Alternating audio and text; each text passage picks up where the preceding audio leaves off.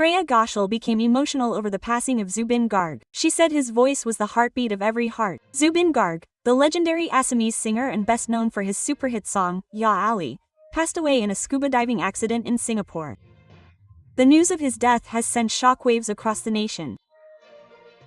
Meanwhile, renowned Bollywood singer Shreya Ghoshal expressed her heartbreak in a deeply emotional message.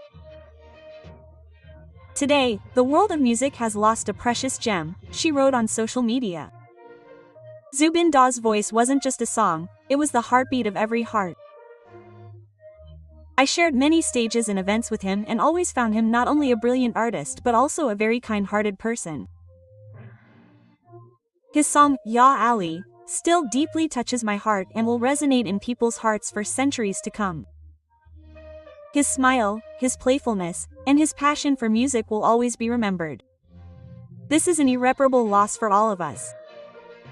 I share the grief of his family and millions of fans. May his soul rest in peace." Quote.